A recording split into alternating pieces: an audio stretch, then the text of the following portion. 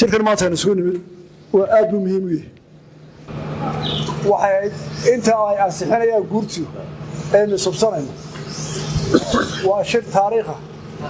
wuxuu taariikh u yahay muddadii ka dambeysay doorashadii ugu horeysay dawladda hoose waxaanu gelaynaa doorashadii ugu horeysay ee inagu aynu ismaamulayno tala ahaan iyo dhaqaale ahaan marka cadow badanna waynu leedahay oo xagaldaacin u baahan marka waa arrin taariikhi ah mas'uuliyadduna waxay saaran tahay intiina halkaa fadhida sidaynu u shaqaynaynaa waxay ku xiran tahay sharci yaqaanada inuu joogaano waa sharcigaa lagu heshiiyey waxaan idinku yeedhay marka hore inaynu isxasuusino ka ballanno isla fahamno saacaddan iminka shaqaysa dalku soo u shaqaynaya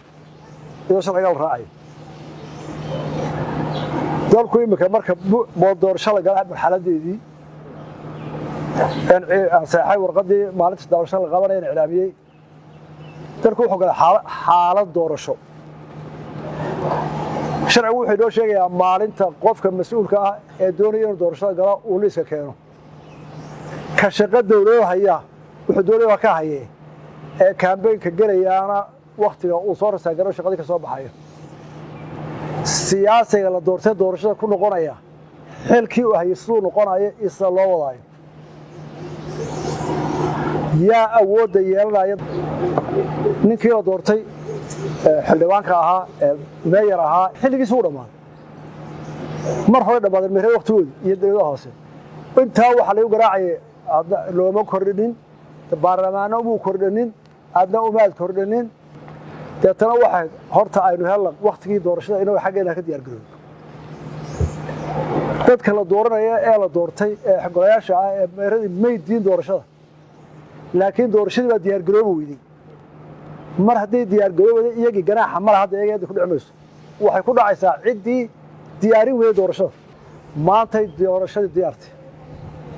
marka warqadda la saxeexin lahaa wakhtigii waa la qabtay golayaashii dowladaha hoose kaambeynkii ba galeen laba waxay u gacan bannaan yihiin doorashada waxaase haddana loo baahanya in laga ilaaliyo hantida qaranka ay hayaan inaana si ay doonaan u isticmaalin oo awooddii magaalada hadduu haysto oo yidhahdo dadkan lama la tartamaya waxay nagu waajiba haddaynu dawladda dhexana inaynu ka ilaalino qofka doorashada gelaya wixii qaranka inuu ku isticmaalo qof kale markaa ninkii doorashada tartanka gelaya ama madaxweyne ha ahaado ama meeyar ha ahaado ama baarlamaan ha ahaado mar hadduu doorashada gelaayo wuxuu la silmayaa walaaladiisa uu doorashada la gelayo isagoo aakhiradiisa adduunka suray inuu ilaaliyo kiiska madaxda ka sakhraysana inay ku ilaaliso qodobadaasaynu u baahna inuu isla fahmo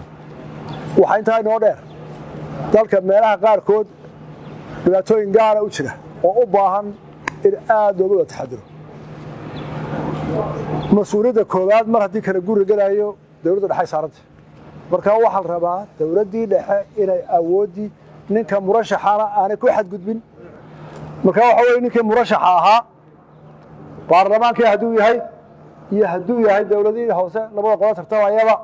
laba xaq baa lagu leeyahy isaga in xaqiisi la ilaaliyo isaguna ninkii baawar hayey awood hayana inuu awooddii qaranka marka uu murashax yahay oo ula sinaado kuwa kale dawladda dhaxaa laga rabaa inay taa ku ilaaliso gobollada waxaa ka wakiila barasaabada xilka u weyn barasaabadu fuulaya habsamo socodka doorashooyinka maadaama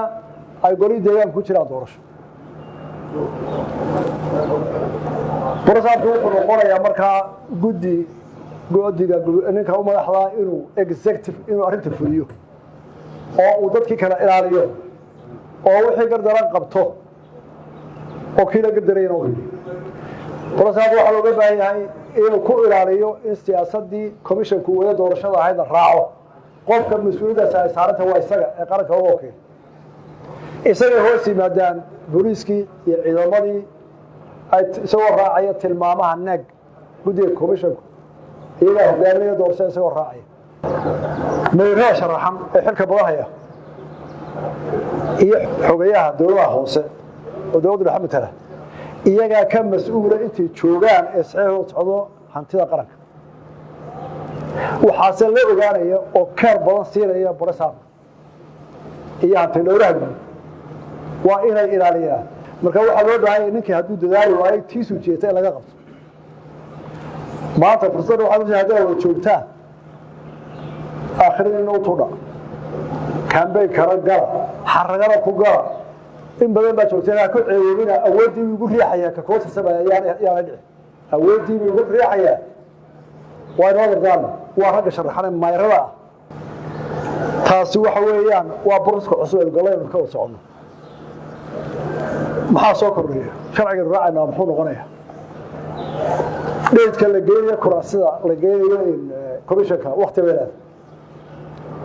laakiin deegaanada hadday ka indhabeelaan shuruucda ku qoran dhammaanteen xil baa naga saaran war sharcigan jaamacad ma hanti ma leeyahay waxaa shuruudo badan baa lagu qoray deegaanka sharaxaya waxaana loogu sharaxay deegaanka hadhow xukumayaan bay danu tahay haddaad u qariso iska dhaaf Soomaaliland dee gurigaaga way dubaysaa barasaabkuna maanta waa awoodda koobaad ee gobolka waxa ugu horeeya oo budligeeda arrinta oo dambigeeda la xisaabta xisbiga gobolka jooga ayaa koob ka ah inuu ku ilaaliyo qofka sharciga ah hadduu xisbiga qaldamo waa bini'aadmi laakiin mas'uuliyadda labaad komishanka qaranka markay soo gaadho in la iska lagu horiyo maxaa qolka ugu dheeraanaya haddaynu sharciga hirgelino oo qodobada shuruudaha ku xidhan hirgelino waxa laga yaabaa inaynu wanaag kala kulno haddii kale dad aan waafaqsan baa imanaya taasina waa doorashada sharcigeeda waxaan ku soo koobayaa shirkana isku mid waxa weeye inaynu sharciga xasuusino inaynu ku talagalno xilka aan ku wada shaqeynno waanu galay xaalad doorasho kaligeena ahay nimankii Faranjeyn hogaamin jiray xagan ka badhan jiraan bal hadda isu kay daayana waa aqli baan leeyahay haddaynu shaabinay oo doorashada labada isa saaran ee nagu cusubeen hore jirtaan galay sidaynu u ilaalinayna inaynu isku xusuusino sidaynu u wada shaqeynayna isku xusuusino inaynu ka heshino ra'yigiina soo jeedisaan ruuxaasina hor yaale oo qolada duruuftooda soo sheegto isu geeyno dadana waxaan isku ognahay oo sharciga wixii ka weynay ee inaga duwan aynu xilli ka sameysano waxaan ku yeelay warsaaka waxayna furay xilka inta leey darkeena xaaladaas ku kala soo bariga galbeedka والسلام عليكم ورحمة الله وبركاته